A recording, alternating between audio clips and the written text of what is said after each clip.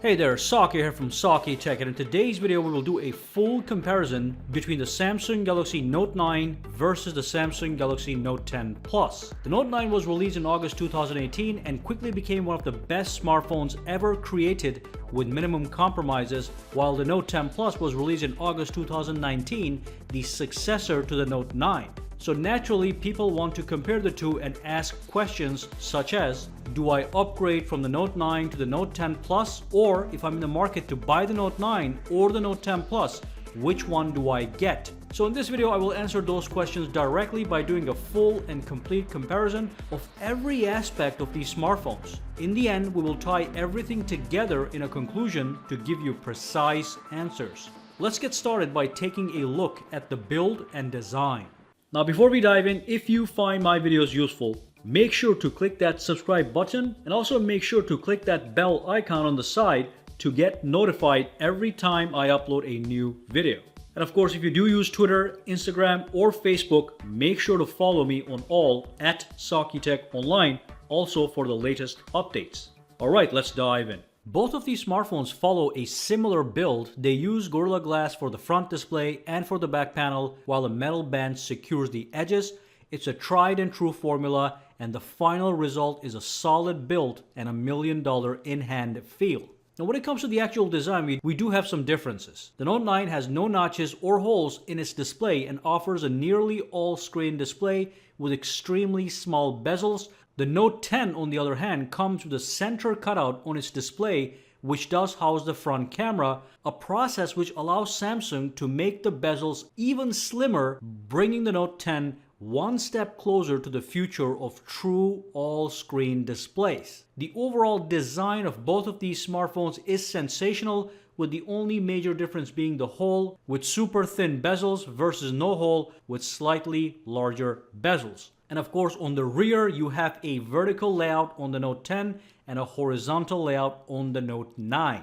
In a few minutes, I'll play videos on both smartphones to give you a side-by-side experience on how movies and games will look and feel on either smartphone, but let me quickly talk about some other features. Both smartphones are IP68 grade water resistant, which means they can easily withstand water splashes, rain, and dust. That's just fantastic. They both have stereo speakers, including Dolby Atmos sound. As a result, both phones will produce loud and rich sound, which is great for watching videos, playing games, or listening to music without headphones. But if you do desire a headphone jack, only the Note 9 will come to your rescue, as the Note 10 does away with the headphone jack. So far, we both have equally valuable smartphones built with quality, designed expertly, and loaded with useful features, with the Note 9 taking a slight lead due to the 3.5mm jack. Now let's move on and talk about the processor, memory, and storage. The Galaxy Note 9 sports a Snapdragon 845 processor, offers 6GB of RAM if you get the 128GB model, or 8GB of RAM if you get the 512GB storage model. The Note 10 has a Snapdragon 855 processor and offers a massive 12GB of RAM standard, and also offers a higher 256GB base storage model. Both smartphones also offer microSD expansion to add even more storage if required. Note 10 also uses faster UFS 3.0 storage on their smartphone for improved performance. Now it is clear that the Note 10 here has seen an upgrade. You have more RAM on the base model and a newer and faster processor. As you can see, the benchmarks favor the Note 10. In this category, the Note 10 is in the lead based on pure numbers. But it is essential to understand that the real-world everyday performance on both smartphones is rock solid. Whether you are gaming, browsing, or watching videos, everything will work without lag and swiftly.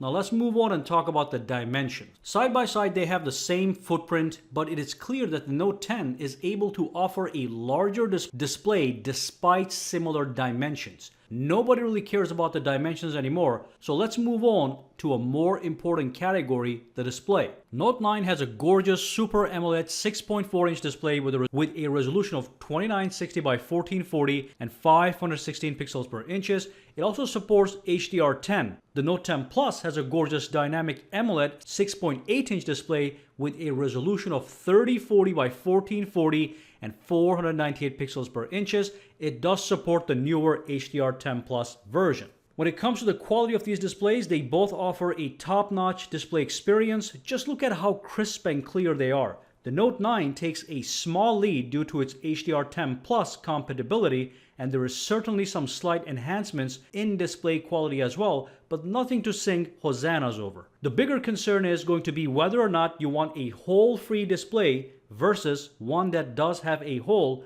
known as the Infinity O display. So you can see them side by side, and in my opinion, the hole isn't too big of a deal, and the extra screen real estate is welcome on the Note 10.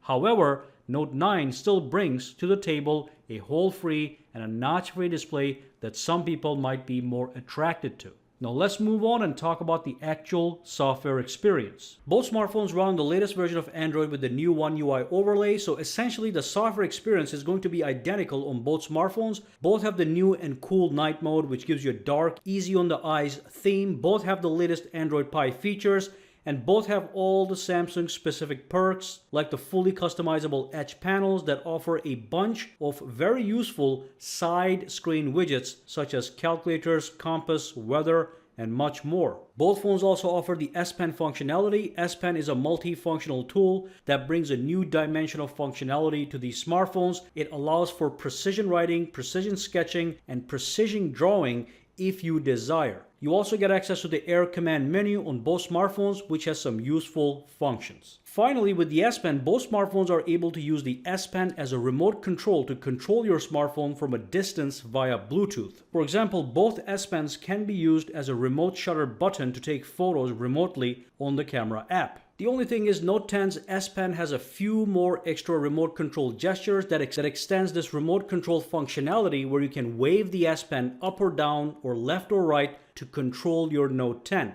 Not a big deal, but you do get the extra remote control gestures this way. Let's move on and talk about the camera. So the Note 9 has dual rear cameras while the Note 10 has quad rear cameras. Basically, the Note 10 has two extra cameras on the rear that adds a new way to take photos and shoot videos. As far as quality, Note 10's standard wide-angle camera and the telephoto camera are nearly identical to Note 10's standard wide and telephoto. However, the Note 10 offers a super wide-angle option that might interest some people as it can take gorgeous sweeping photos. And the fourth 3D depth camera on the Note 10 allows for background blur while recording video. As far as front cameras, they both get the job done of taking selfies and video conferencing without problems, but the Note 10 does have a wider viewing angle, which does help with group photos. When it comes to video recording, both phones can record in 4K or 1080p at 30 or 60 frames per second. They also have super slow motion recording at 960 frames per second, so mostly the video quality is the same. However, Note 10 brings a new feature to the table known as super steady video recording, which does an amazing job of stabilizing video over the Note 9. Note 10 is also more capable for nighttime shots. Again, daytime shots on either phone is equally amazing, but if you take a lot of photos at night,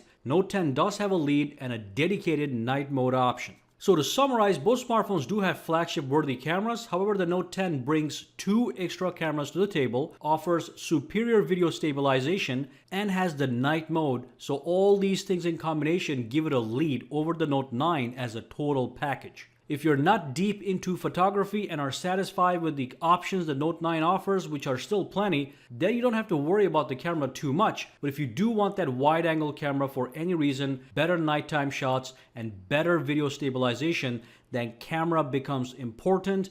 Basically, the Note 10 offers more versatility in the camera department, so it does have a lead. Now for now, let's move on and talk about the battery and battery related features. The Note 9 has a 4000 mAh battery capacity, while the Note 10 has a battery capacity of 4300 mAh, and that's it. 200 mAh of extra battery capacity might get you 15 to 30 minutes of extra battery life for everyday use, so the actual battery life isn't a big deal.